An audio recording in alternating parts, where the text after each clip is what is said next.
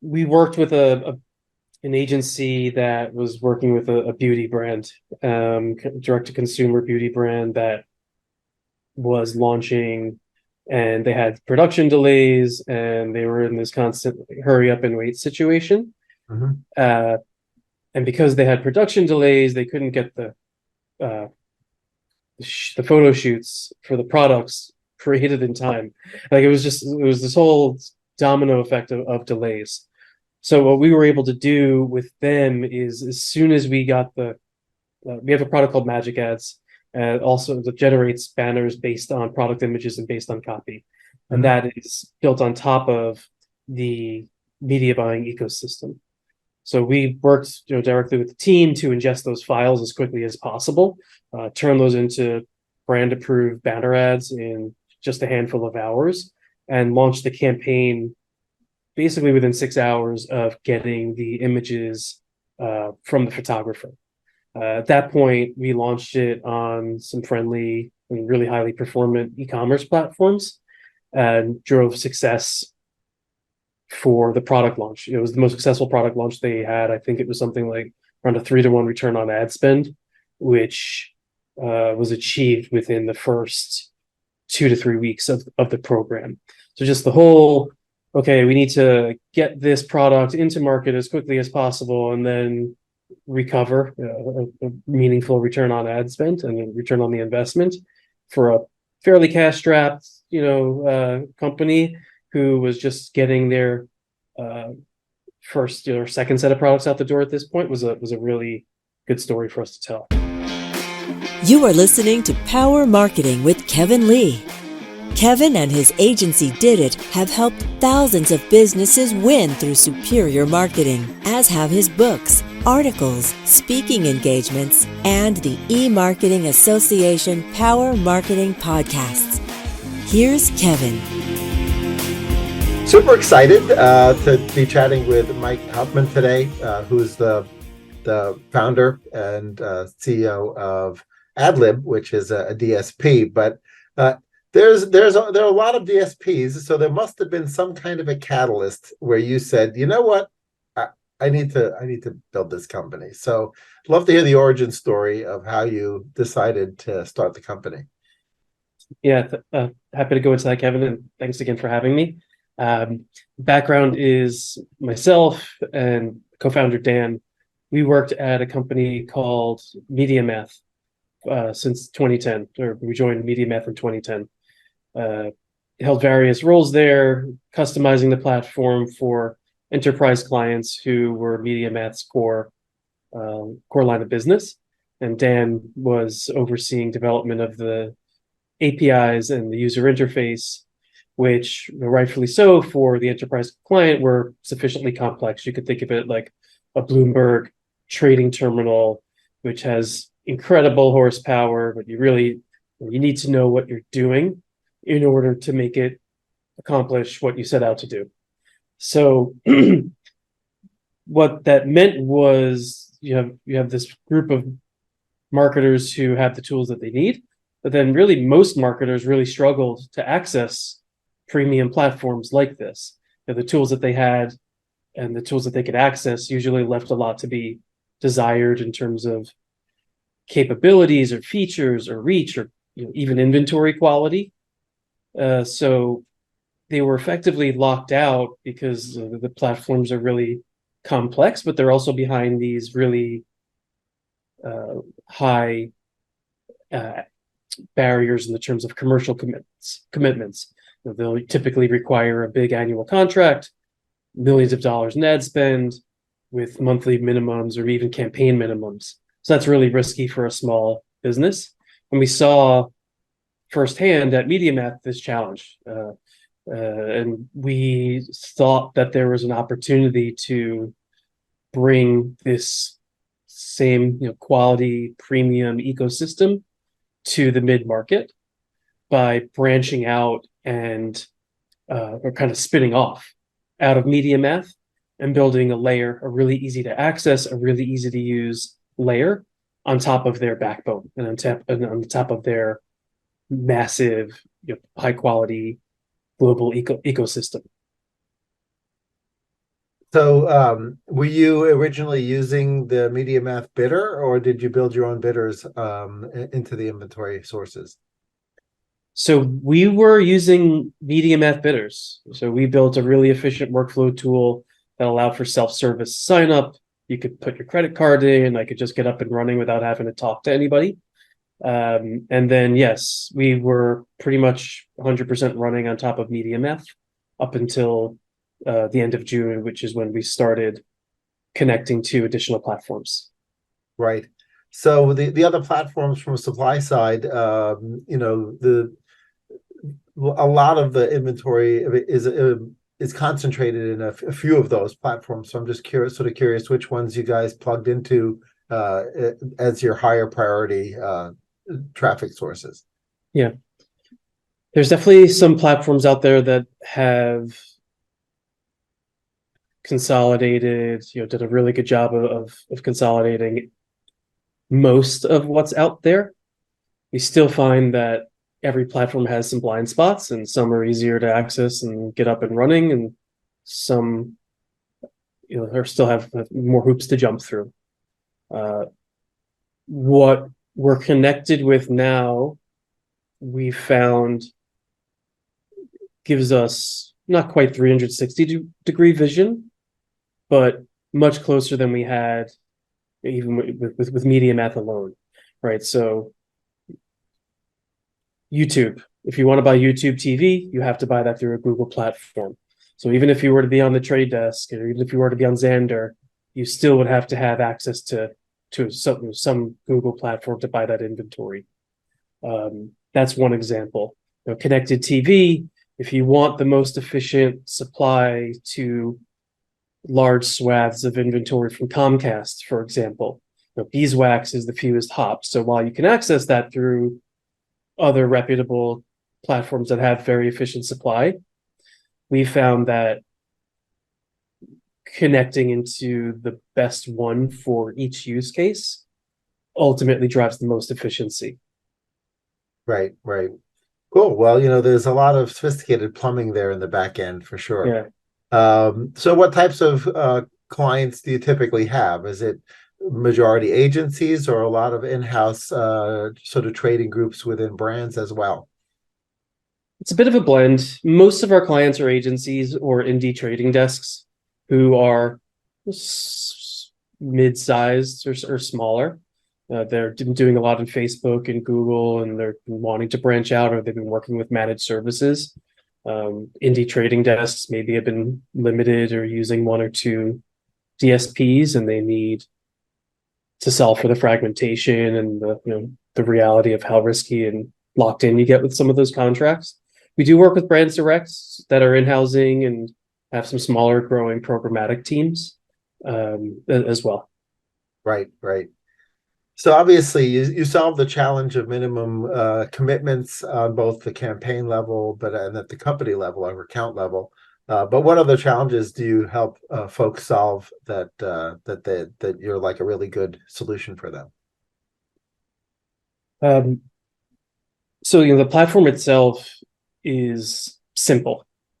So everything from setting up a campaign and trafficking is meant to be easy enough for entry level resource, and then on an ongoing basis, the management and the optimization is also meant to be mostly hands off. Leveraging some of the best in class technologies out there that already exist, and algorithms and add-ons that exist to bolt that on and further help the trader save time. Automation and eliminating the concept of manual trafficking altogether is something we've really leaned into, and having our APIs and our systems hook into media planning systems or any kind of flat file that it can pull down from a CRM or internal Smartsheet, Google Sheet, Airtable. That really helps solve the challenge of, labor costs are getting out of control, and how do I really support things like micro campaigns where it's hundreds of campaigns or thousands of campaigns with small budgets, and it just having humans involved, that business model won't work. Right. Yeah, one thing I've noticed that pretty much the entire industry has struggled with is that balance between power and ease of use.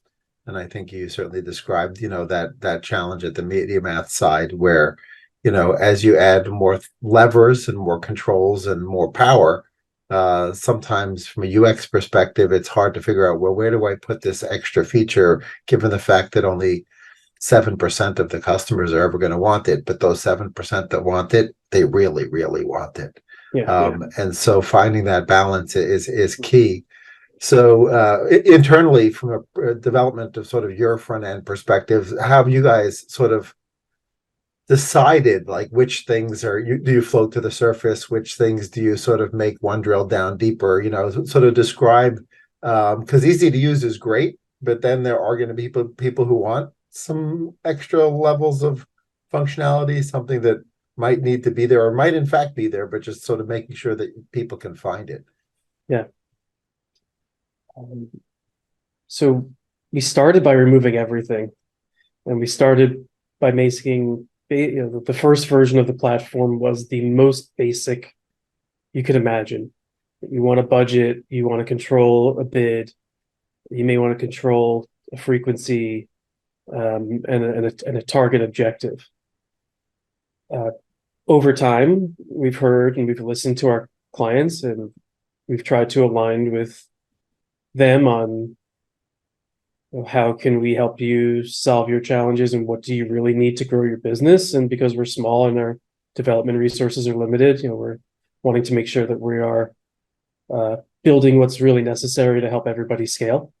Mm-hmm. And then we'll work with them pretty closely to determine, what does a good result look like. And we're still pretty picky, and we have our own process of determining ultimately, is this what the client want, what they really need, or do they really need something else? And we'll surface it in a meaningful way. And if it's going to be in the UI, it's going to be purposeful, and it's going to be accessible and usable. It's not just going to be hidden in some dark corner, because that benefits really nobody. Right. So I think in your earlier briefing, you mentioned that you're supporting YouTube and YouTube TV. Were there specific clients that were saying like it'd be super great if you had access to this, and then you went ahead and did the integrations required to surface that? Yes, definitely. And it's always been a blind spot for us in talking with prospects and agencies. Historically, by running only on media math, we had to say no. We just didn't have those connections. So we got asked enough about it that it made sense for us to dedicate the time to make it available. And now we can say yes, the same as we're doing with a handful of other platforms that we may have historically not had a right to win, or really a right to support. Right. And you also have some industry categories that you support that might not be welcomed with open arms in every other DSP. So cannabis, CBD, for example. And I don't know if there are any other examples of categories or types of marketing that you guys welcome in and have the ability to sort of find the publishers who are happy to have those impressions run.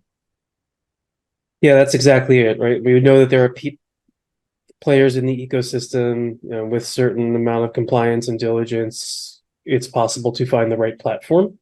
So we help, take some of that complexity in navigating those options away from the agency who may have a casino or gambling program that they need to run, or they need to run political advertising. So we have connections to various platforms, the same as cannabis and CBD, as that is becoming more legitimized, and there's more meaningful dollars being spent on advertising those products. It's all possible through this same interface. It's just going to be distributed on a compliant platform and supply side, that, to your point, publishers that are already approved to support this type of campaign. Right. Well, big question mark for next year will obviously be the extent to which political advertising spending is material for folks in our industry. We always sort of think about that from the presidential race perspective, but the reality is there's all sorts of campaigns going down all the way to the city council level, and who knows whether or not that city council person or the person trying to unseat that city council person has budget. So do you anticipate that there'll be a lot of hyper local advertising as those people, both the incumbents and their competition, sort of realize the level of geo-targeting that's available? Definitely. Especially how much progress has been made in some of the emerging channels and programmatic access to them over the past 4 years. TV, audio, radio, even linear TV, traditional broadcasts, and it's much more accessible than it ever has been.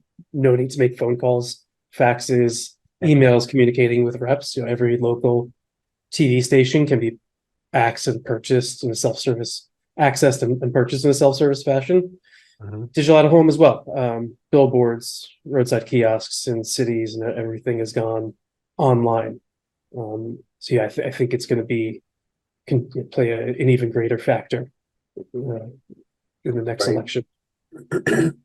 So one other category of advertisers that's pretty significant, given how much of people's time is spent on mobile devices, is mobile app install campaigns. Is that a big chunk of where you guys have a focus as well?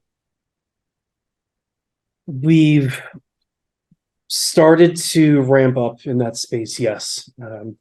Two really solid partners in Moloko and Kaizen, who, again, historically, we've always made referrals to. If clients were coming to us with an opportunity to, drive user acquisition or post-install events, we'd say, yes, we can support it. Reality is it's going to maybe perform better in some other partners who are more specialized in the space. So now we're able to partner with them directly, power clients' programs who are running totally omni-channel and solve the challenge of fragmentation and fragmented UIs, partnerships, all of that stuff, all the challenges that come with multiple partners. Great. Yeah, there are about a half a dozen other sort of self-serve DSPs that serve the mid to lower market that I can think of. So I'm curious how you guys differentiate yourself from those other self-serve DSPs. So where we are at now is a bit of a different space entirely, where we don't have any of our own bidders, and we don't maintain any of our own supply connections and our own data marketplaces, which means that we're using what's already out there and surfacing the platform, surfacing the best-in-class connections through some of the larger DSPs to the mid-market. So you're not going to sacrifice scale, you're not going to sacrifice reach or capabilities, and have some of those challenges that you may if you're going to be going with a mid-market DSP that has their own infrastructure, has their own bidders, and maybe more niche or maybe more regional. And you're not going to be locked in and have any of those blind spots that they may have. So we think it's a fairly different offering at this point. Great. Well, that brings me to a plumbing question, which I have a personal interest in myself as well, because having been at the pre-bid conference and the brand safety summit recently, and continuing to keep my hands a little bit dirty as a marketing mad scientist, it became increasingly clear that due to the way the plumbing's all hooked together between the seller and the buyer, not every impression is always surfaced to every buying opportunity or DSP. Mm-hmm. And that sort of calls into question this idea of, oh, well, should I actually be almost thinking about it from the perspective of a meta DSP, right? Because should I be surfacing that same bid through multiple channels, because one of my channels might not actually get an opportunity to actually see that impression just because, maybe too many milliseconds went by, or the way pre-bid was set up, they weren't offered that opportunity. But a different bidder was in fact offered the opportunity. So how have you guys thought that through? Are there pros to deploying essentially what is the same bid through multiple DSPs to increase coverage and overall win rate? So yes, we believe there's value in putting DSPs head to head and really allowing them to determine themselves who's earned the right to win out the budget for this campaign. And we have built into Adlib, the ability to run a campaign across multiple DSPs, and based on the objective dynamically allocate budget to the best performing DSP. The way in which we do that, we think avoids is more simple and avoids some of the complexity that may come by bidding against yourself Mhm. by splitting markets and not having any potential for overlap against the same user and thus the same bid. So if you could set up a campaign with an objective of viewability or CPA or whatever that is, distribute budget evenly across two DSPs in similar markets that historically have similar budgets deployed to them and similar benchmarks. Right.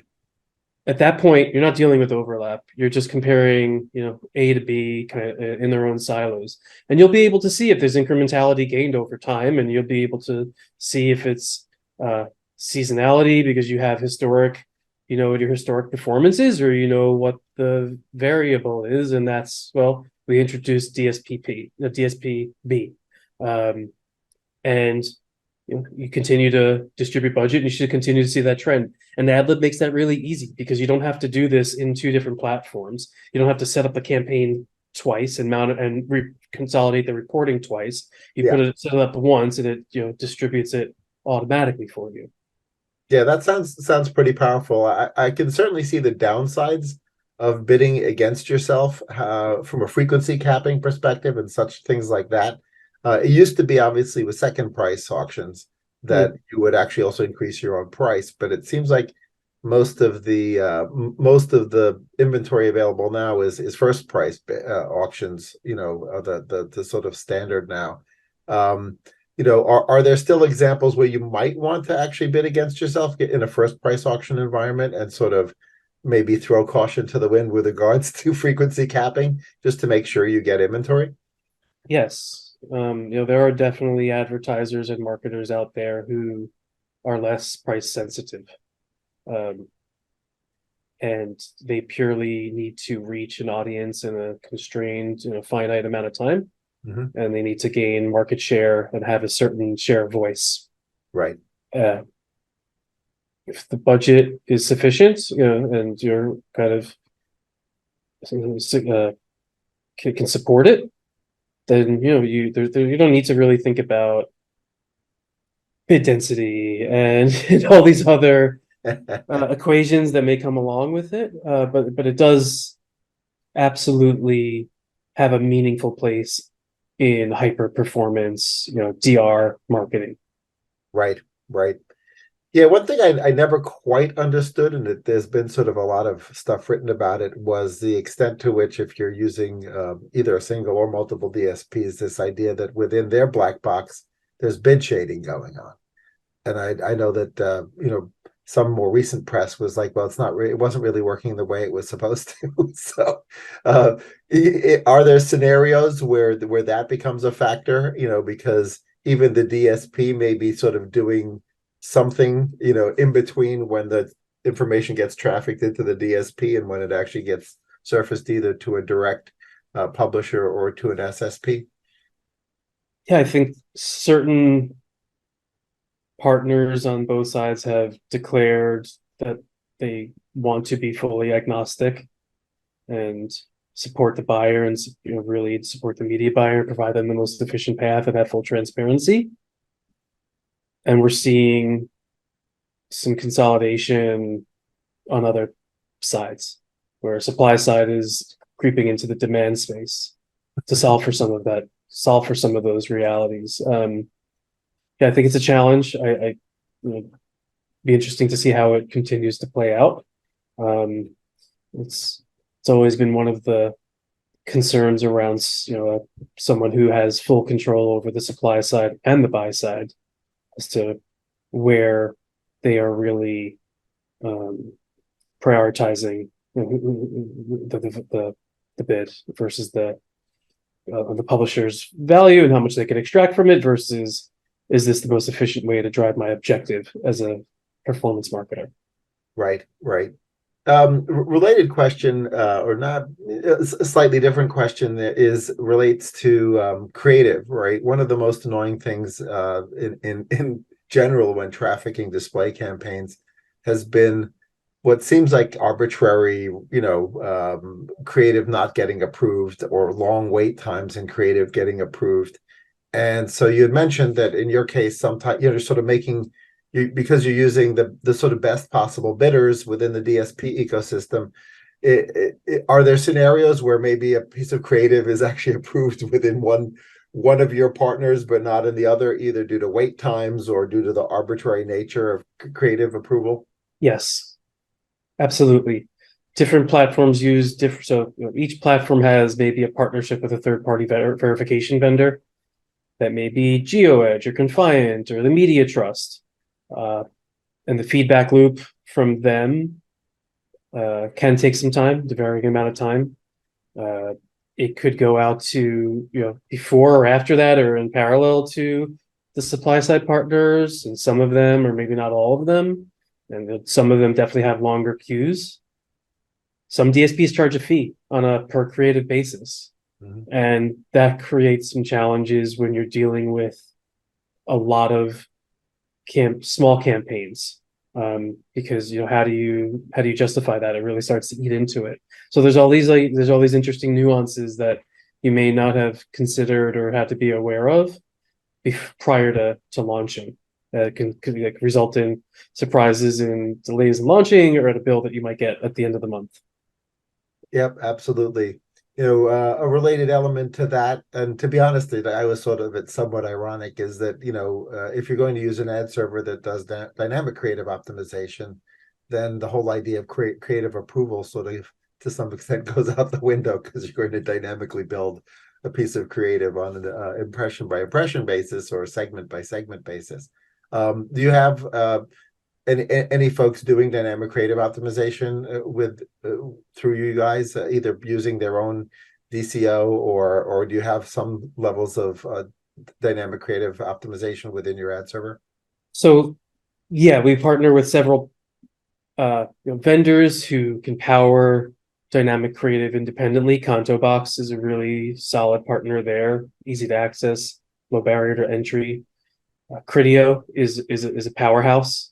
So for just the media buying tethered to the dynamic creative, it's tough to beat that combination. Google, DV360 and our connections there similarly have a dynamic creative shopping product that we've seen clients have success with. Great. Well, in some cases, I guess that could be pretty useful.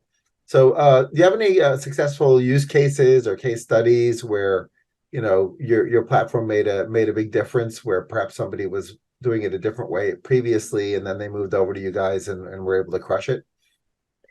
Yeah.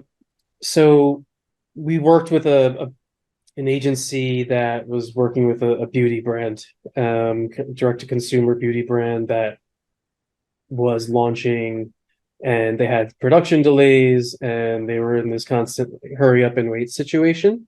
And because they had production delays, they couldn't get the photo shoots for the products created in time. It was this whole domino effect of delays. So what we were able to do with them is, as soon as we got we have a product called Magic Ads, and also that generates banners based on product images and based on copy. And that is built on top of the media buying ecosystem.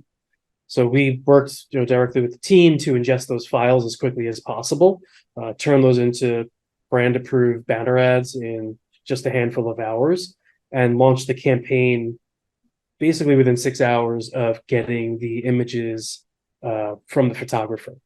At that point, we launched it on some friendly and really highly performant e-commerce platforms and drove success for the product launch. It was the most successful product launch they had. I think it was something like around a 3-to-1 return on ad spend, which was achieved within the first 2 to 3 weeks of the program. So just the whole, okay, we need to get this product into market as quickly as possible and then recover a meaningful return on ad spend and a return on the investment for a fairly cash strapped, company who was just getting their first or second set of products out the door at this point was a really good story for us to tell. Yeah, well, that's certainly for e-com folks.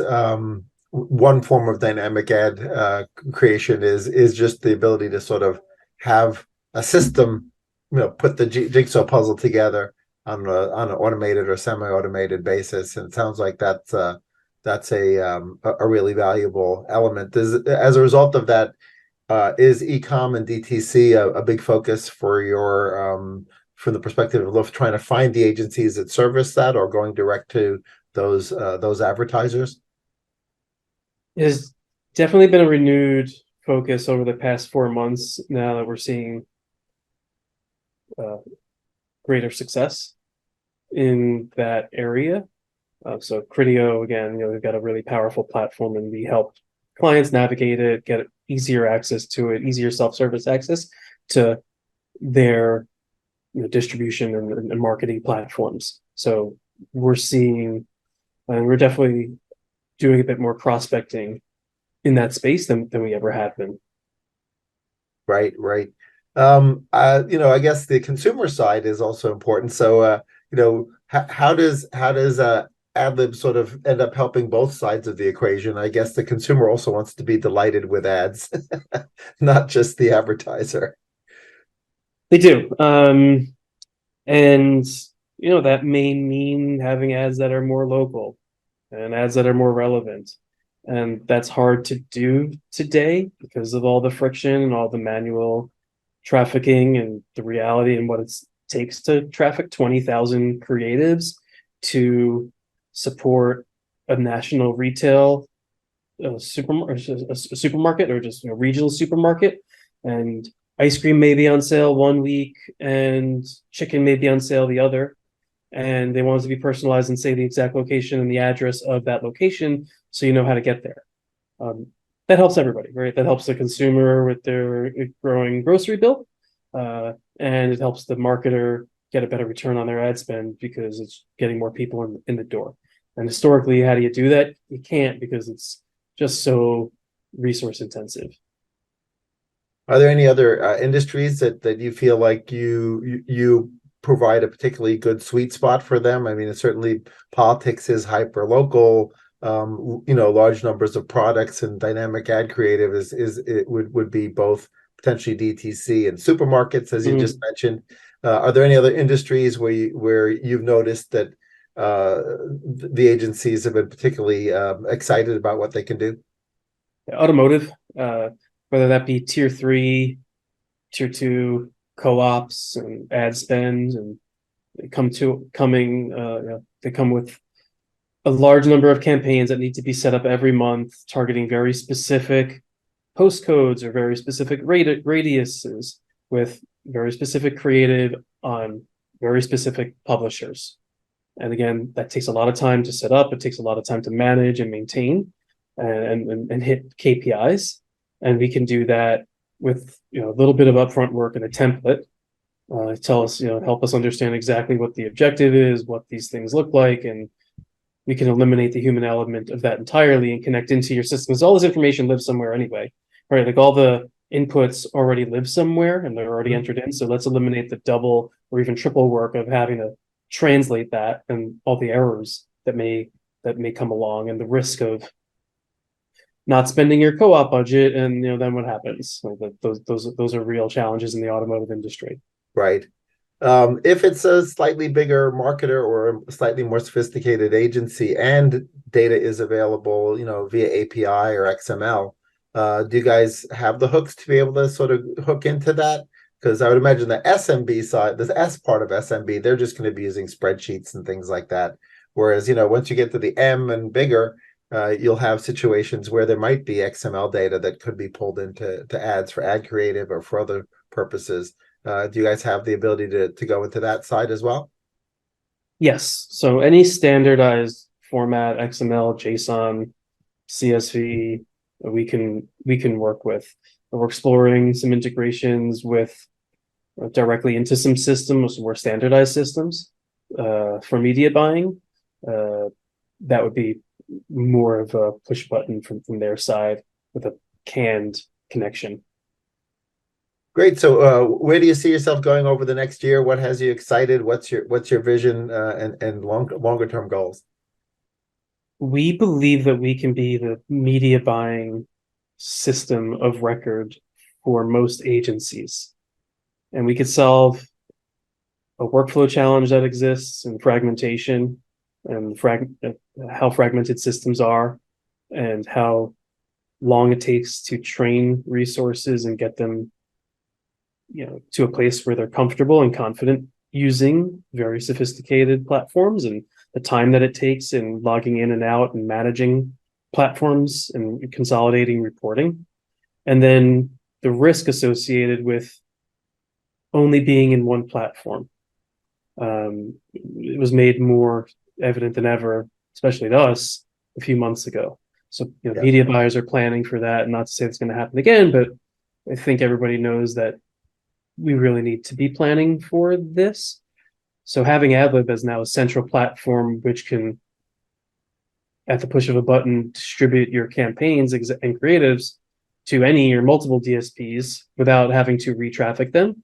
And by the way, you already have your pixels for multiple DSPs on collecting your audiences. We may not be using them just yet, but they're waiting for activation. We think this is this is needed. We think media buyers need this, and we can become that singular known workflow tool, no matter what DSP it ultimately runs across. Right.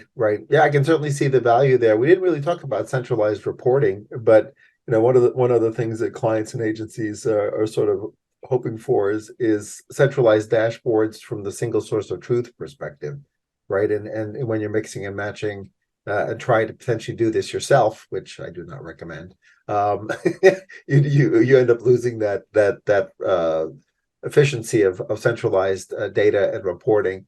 Has that been something that a lot of your clients have said, like, "Oh, I'm so glad that I just can have this all in one place"?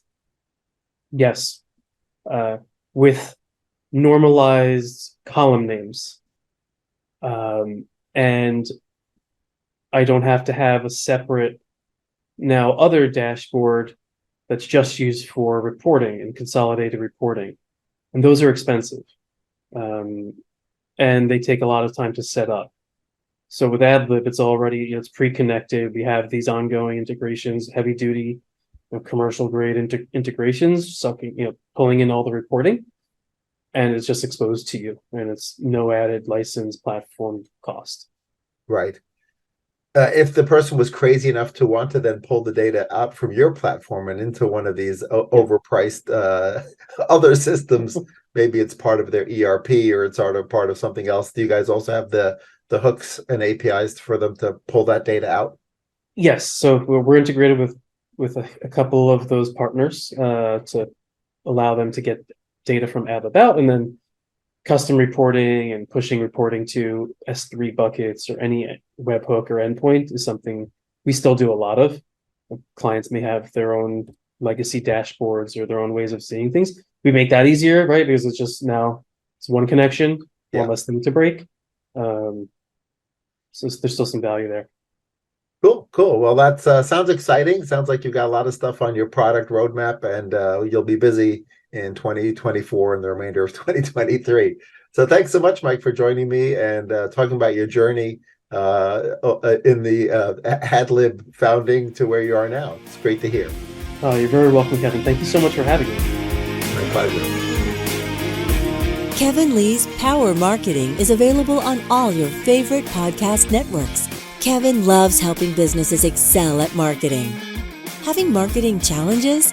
Just like Santa in the Miracle on 34th Street, if Kevin can't help you, he'll know someone who can. Find him on LinkedIn, subscribe, or follow.